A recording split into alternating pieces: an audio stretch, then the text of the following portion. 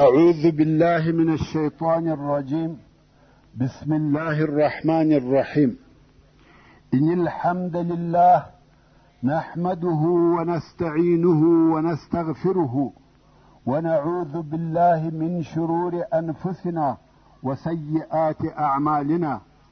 من يهده الله فلا مضل له ومن يضلل فلا هادي له، وأشهد أن لا إله إلا الله وحده لا شريك له، وأشهد أن محمدا عبده ورسوله صلى الله عليه وآله وسلم تسليما كثيرا.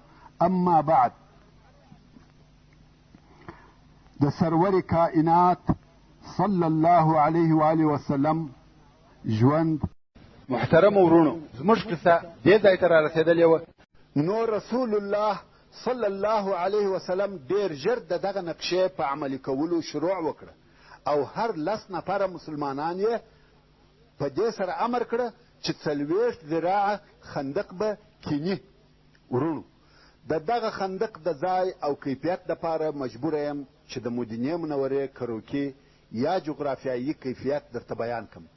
دا د دې دپاره چې موږ پوه سو چې خندق څنګه او چیرې وکیندل سو، او رسول الله صلی الله علیه وسلم ولې دغه ځای د خندق د کیندلو دپاره اختیار کوي، او پاته یهود د مدینې منورې په کومه منطقه کې اوسېده، او دغه یوه خندق څنګه ټوله مدینه منوره د دشمن څخه وساتل.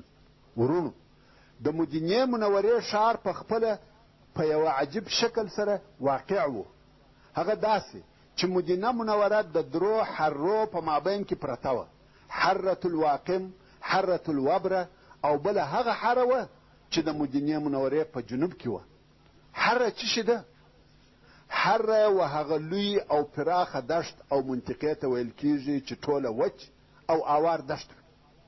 اوار خو دغه دشت په لویو لویو تورو غټو شوی او ګردیو ډبرو ډک وي.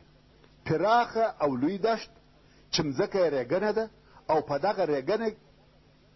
دغه ریګ کې لوی لوی غټې تورې شوی او ګردۍ ډبرې یوه د بلې اړخ ته پرتې وي.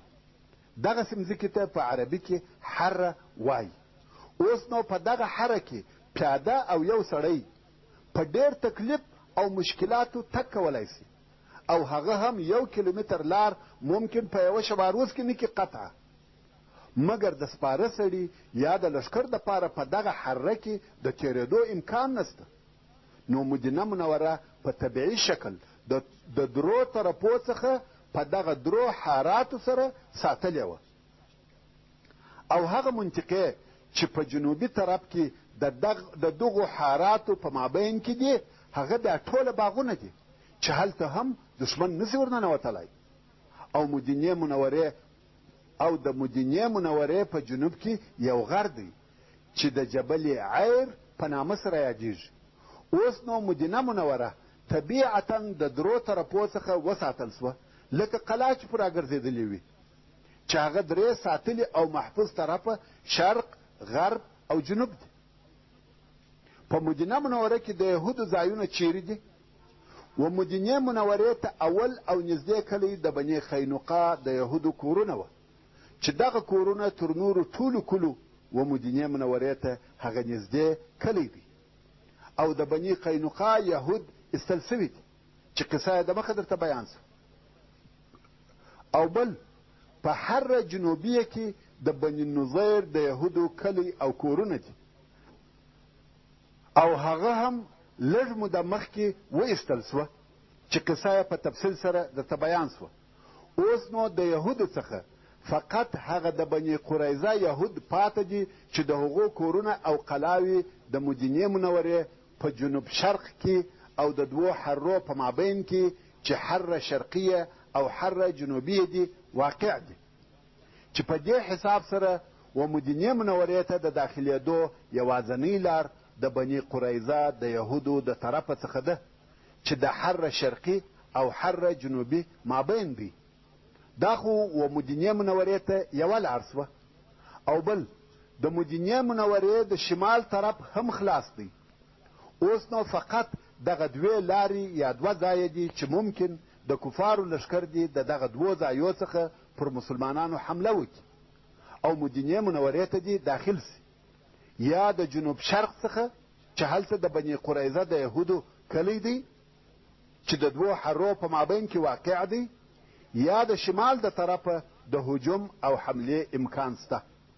اوس چې رسول الله صلی الله علیه وسلم د خندق د کیندلو اراده وکړه، نو یې د بني قریظه یهود راوغوښتل چې پخوا هم د مسلمانانو د طرفه د دغه یهودو سره د صلح او همکارۍ عهد او وعده موجود وه، بیا یې هم هغه عهد نوی او تازه کړي.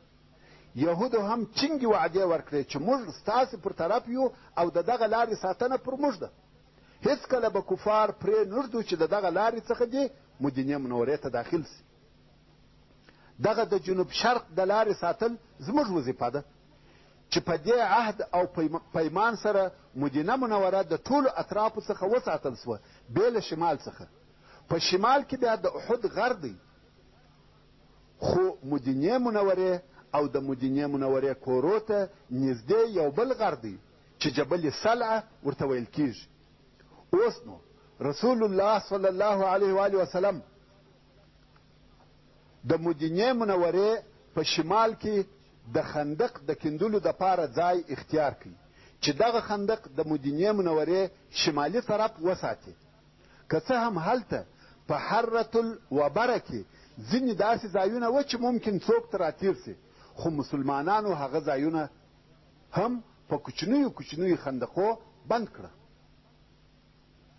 مګر لوی او عمومي خندق د شمال خندق و او رسول الله صلی الله علیه وسلم د مسلمانانو د لښکر د اړولو دپاره هم ځای خوښ او انتخاب کړي چې هغه ځای د خندق او جبل سلعه په مابین کې و چې دا ځای هم د مدینې منورې په شمال کې واقع دی. اوس نو د مدینې منورې څخه نیولی بیا د احد تر غره پورې خندق کیندل کیږي او جبل سلعه هم د مدینې منورې او د خندق په داخل کې راغلی. رسول الله صلی الله علیه وسلم د خپل لښکر دپاره داسې ځای خیمې ودرولې چې خندق د دوی و شمال ته سو او جبل سلع د مسلمانانو د لښکر و شاته سو. اوس نو مدینه منوره پوره وساتل سوه، هیڅ داسې لار نسته چې د هغه طرفه دي و مدینې منورې ته لښکر ورداخل سي. بیا نو د خندق په کیندلو شروع وسوه. دا خو معلومه او ښکاره خبره ده چې خندق ډېر اوږد دی او ډېره مسافه نیسي، نو خود کیندل یې اسانه کار نه دی. رسول الله صلی الله علیه وسلم مسلمانان سره تقسیم کړل او د هرو لسو نفرو دپاره یې یو مشر وټاکئ او هرو لسو نفرو ته یې 40 ذراع مځکه د کیندلو دپاره ورکړه. صحیح او منظم تقسیمات وسوه. د هرې ډلې دپاره د کیندلو ځای او اندازه معین کړه سوه. اوس خو تاسې ته د خندق اوږدوالی در معلوم سو چې د مدینې منورې شمالي طرف یې ټول نیولی و، مګر عمق یا د خندق ژوروالی څونه و؟ خندق په دونه اندازه ژور و که یو څوک و دغه خندق ته ور ولویږي بیا نو د هغه څخه راپورته کېدل یا راختل سخت او مشکل و. په اساني څوک نسوای ځینې راپورته کېدلی او د خندق عرض یا بر دونه و چې آس نسوای تر غورځېدلی بې له هغه اصلي او تیزو اسانو څخه چې هغه هر چا نه درلوده، مګر عادي او معمولي اسانو نسوای کولای چې تر واوړي. دا د خندق بر او ژوروالی و. اوس نو د خندق کیندل د دغه شرایطو سره موافق شروع سوه چې دغه کار د کفارو او احزابو د راتګ دپاره د مسلمانانو تیاری او آمادګي وه. صحابه کرامو د خندق په کیندلو شروع وکړه. مسلمانان مریان او نوکران نه لري چې د دوی سره په دغه کار کې کومک وکړي. حتی رسول الله صلی الله علیه وسلم هغه اکمل البشر په دغه کیندلو کې حصه ورسره اخیسته. امام بخاري د سهل ابن سعد رضی الله تعالی عنه څخه روایت کوي چې وایي موږ د خندق په کیندلو کې د رسول الله صلی الله علیه وسلم سره ملګري وو. نورو به کیندل کول او موږ به پر خپلو اوږو خاورې چلولې. او دا معلومه خبره ده چې د وچې او کلکې د برینې مځکې کیندل اسانه کار نه دی، انسان ستړی کوي. نو به صحابه کرامو خپل فکرونه او ځانونه په ځینو اشعارو مشغولول. اشعار به ویل او کار به کاوه. امام بخاري رحمه الله روایت کوي صحابه کرامو چې د خندق په کیندلو کې اول شعر ووایه هغه لره یوه قصه سته. هغه داسې چې په دغه وخت کې یو سړی راغلی او نوی مسلمان سو. رسول الله صلی الله علیه وسلم پوښتنه ځینې وکړه چې نوم دې څه دی؟ ده ویل جعل یا جعیل. جعل و هغه تورې خزدکې ته ویل کېږي چې مرغټانې جوړوي. معلومه خبره ده چې دا ډېر بد نوم دی. د رسول الله صلی الله علیه وسلم دغه نوم نه څه خوښ. نو یوه سړي ته وویل چې د نن ورځې څخه ستا نوم عمر دی، هغه نوم دې پرېږده او عمر دې نوم کښېږده. سړي ویل هو زه عمر یم. مسلمانانو د دغه واقعې څخه شعر جوړ کړي چې هغه داسې و: سماه من بعد جعیل عمرا وکان للبائس یوما ظهرا. صحابه کرامو به د کار په وخت کې دغه شعر وایه او هغه شعر به هم وایه کوم چې د مسجد نبوي او مسجد قبا د جوړولو په وخت کې یې وایه چې هغه داسې و: اللهم ان العيش عيش الآخرة فاغفر للأنصار والمهاجرة. امام بخاري د انس رضی الله تعالی عنه څخه روایت کوي چې رسول الله صلی الله علیه وسلم و خندق ته ورووتی. ویلي ده چې مهاجرین او انصار په یوه یخ سهار کې خندق کینی. دوی مریان او نوکران نه درلوده چې دغه کار وکړي. رسول الله صلی الله علیه وسلم چې د دوی دغه ستړیا یخ او لوږه ولیده نو یې وویل: اللهم ان العيش عيش الآخرة فاغفر للأنصار والمهاجرة.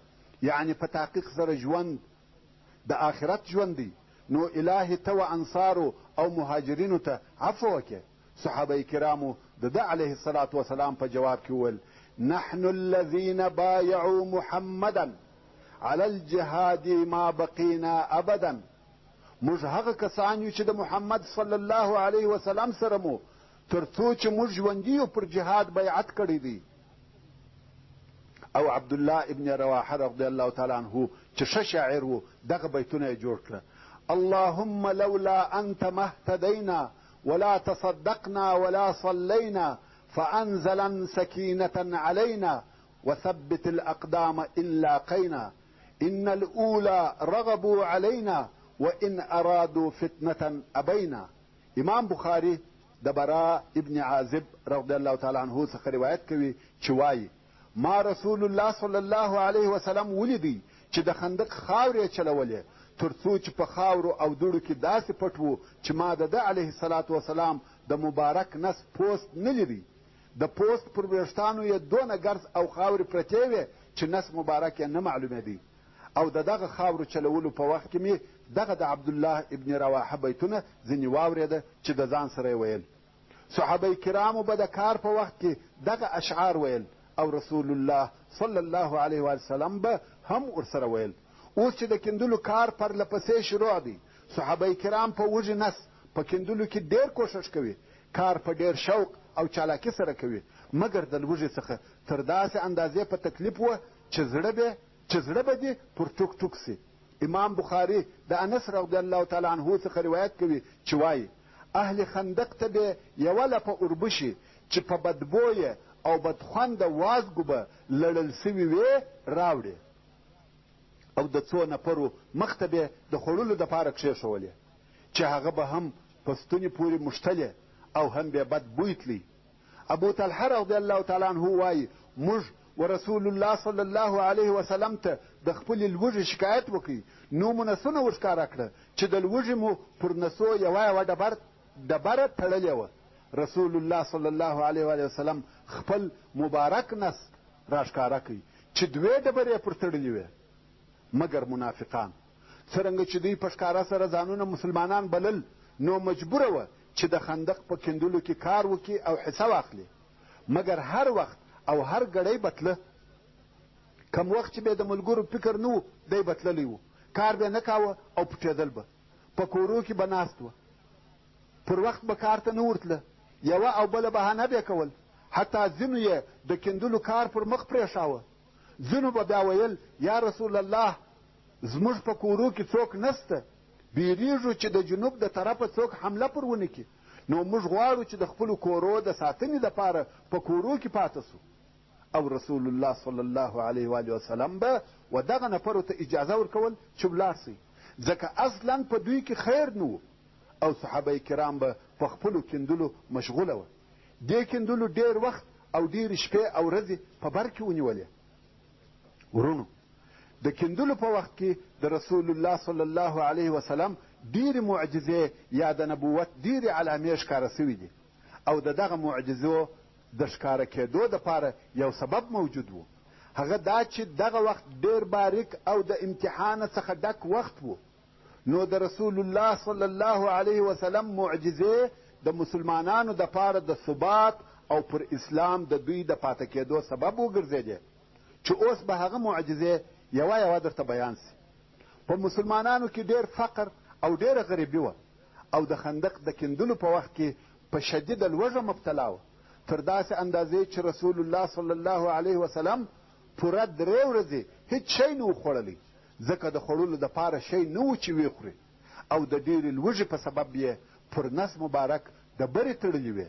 ورونو، دغه طریقه په پخوا کې موجوده وه چې څوک به ډېر وږی و او د خوړلو دپاره بیا شی نه درلودی، نو بیا پر نس ډبره تړل، چې دغه ډبره په یوه خاصه طریقه سره تړل کېده او تر یوې اندازې د لوږې مخ په نیول کېدی. نو رسول الله صلی الله علیه وسلم د خندق د کیندلو په وخت کې د لوږې په سبب پر مبارک نس ډبره تړلې وه. کوم وخت چې جابر ابن عبدالله رضی الله تعالی عنه د رسول الله صلی الله علیه و وسلم ډېره لوږه ولیده چې سید البشر سرور کائنات صلی الله علیه وسلم پر نس ډبره تړلې ده، او دا د لوږې هغه آخري حالت دی چې انسان د خوړلو دپاره شی نه لري او پر نس ډبره تړي.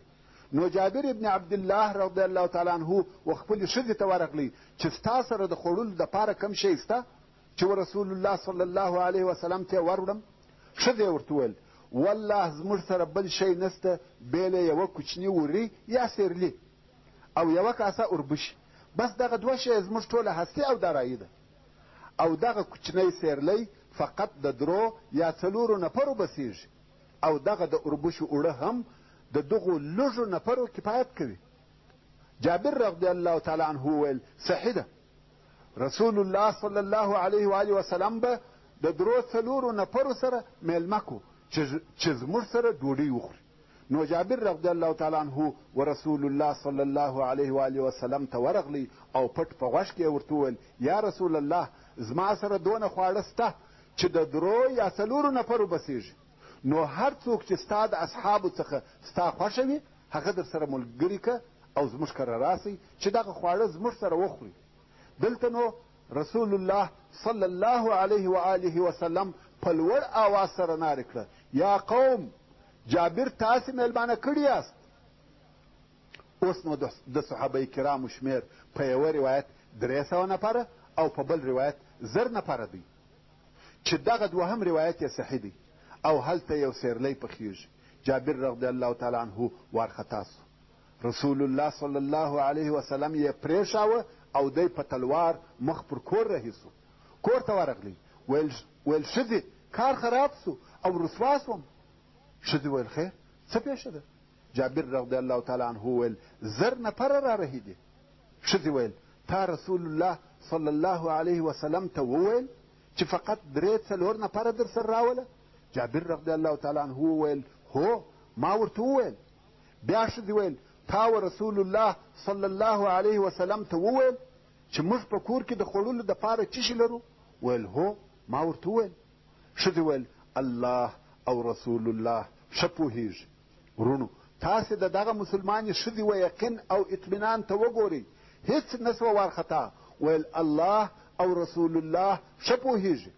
او د بلې خوا رسول الله صلی الله علیه وسلم په 1000 یا 300 نفرو کې غږ کوي چې یا قوم، جابر تاسې میلمانه کړي یاست. حال دا چې رسول الله صلی الله علیه وسلم ته ویل سوي دي چې فقط 3 یا 4 نفره در سره راوله. رسول الله صلی الله علیه وسلم پوهېدی چې زه څه کوم. کم وخت چې رسول الله صلی الله علیه وسلم د اصحاب کرامو سره د جابر رضی الله تعالی عنه کور ته ورغلی، ویلې ده چې دیګ باندې دی او اوړه د پخولو دپاره تیار دي. نو یې وفرمایل تاسې په دې کار مه لرئ، خواړه زه ځینې راباسم. د انصارو ښځې د ډوډۍ د پخولو دپاره راوغوښتې. اصحاب کرام لس نفره ورځي، رسول الله صلی الله علیه وسلم د تناره څخه ډوډۍ اخلي او د دیګ څخه غوښې راباسي، په ډوډۍ کې ایږدي، یوه نفر ته ورکوي، تر څو چې و ټولو نفرو ته که 1000 وه که 300 غوښې او ډوډۍ ورسېده. نه د دیګ څخه شی کم سو او نه د اوړو څخه. دیګ هم پر هغه حال و، اوړه هم هغو نه وه. د دغه حدیث شریف روایت امام بخاري رحمه الله کړی دی. دا د رسول الله صلی الله علیه وسلم د معجزو څخه یوه معجزه وه.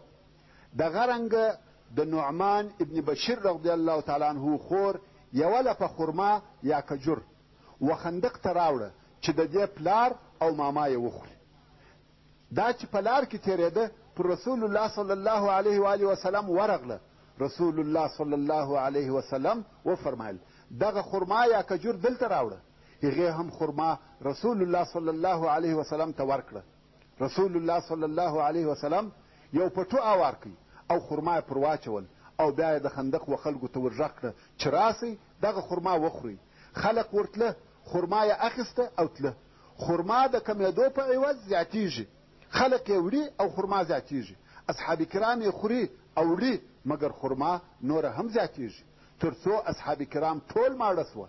هغه صحابي چې د دغه حدیث شریف روایت کوي وایي ټول خلق ماړه سوه او خرما د هغه پټو څخه د ډیروالي په سبب هغه قسم تویدل.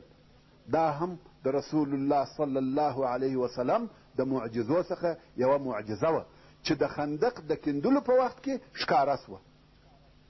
او تر دغه معجزو لو معجزه هغه وه چې امام بخاري رحمه الله یې د جابر رضی الله تعالی عنه څخه روایتوي. جابر رضی الله تعالی عنه وایي موږ د خندق په ورځ خندق کیندی چې اولو او سخته ډبره په مخه راغله.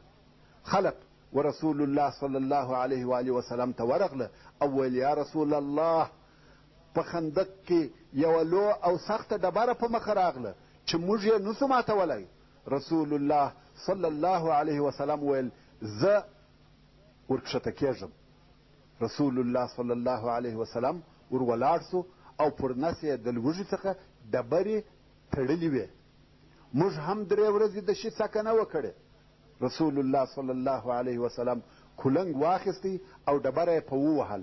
هغه داسې سوه لکه ریګ چې سره تویده. د برا ابن عازب رضی الله تعالی عنه څخه روایت دی وایي د خندق د کیندلو په وخت کې د خندق په یوه حصه کې یوه لو ډبره په مخه راغله چې په کلنګانو هیڅ نه ماتېده. نو موږ و رسول الله صلی الله علیه و آله وسلم ته د دغه ډبرې شکایت وکړي. رسول الله صلی الله علیه وسلم راغلی او کلنګ یې واخیستی، ویل بسم الله او ډبرې ته یې یو کلنګ ورسره کړي او ویل الله اکبر. د شام کیلي راکړه سوې. په والله دغه اوس زه د شام و سرو قصرو ته ګورم. بیا یې دوهم کلنګ ورسره کړي، ډبره یې څه ماته سوه. رسول الله صلی الله علیه وسلم وویل الله اکبر. فارس راکړه سو. په والله زه د مداین سپین قصرونه دغه اوس وینم. بیا یې 3م کلنګ و ډبرې ته ورسره کړي، ویل بسم الله. پاته ډبره ټوله ماته سوه او رسول الله صلی الله علیه و آله وسلم وفرمایل الله اکبر. د یمن کیلي راکړه سوې. په والله زه د صنعا دروازې دغه اوس دغه زما د ځایه څخه وینم. د دغه حدیث شریف روایت امام نسائی او امام احمد کوي. ابن اسحاق رحمه الله وایي اوس چې د کفارو لښکر کرار مدینې منورې ته ورنږدې کیږي او هلته اصحاب کرام د خندق پر کیندلو تلوار کوي چې بیا په خندق کې یوه لو او سخته ډبره پیدا سوه چې د خندق په دغه حصه کې سلمان فارسي رضی الله تعالی عنه او د ده ملګرو کار کاوه. دغه ډبره په اوسپنو په کلنګانو ووهل، هر څه یې په وکړه، ډبره نه ماتېږي. کلنګان پر مات سوه خو ډبره نه ماتېږي. وصلى الله تعالى على خير خلقه محمد وآله وأصحابه وأهل بيته أجمعين والسلام علیکم ورحمة الله وبرکاته.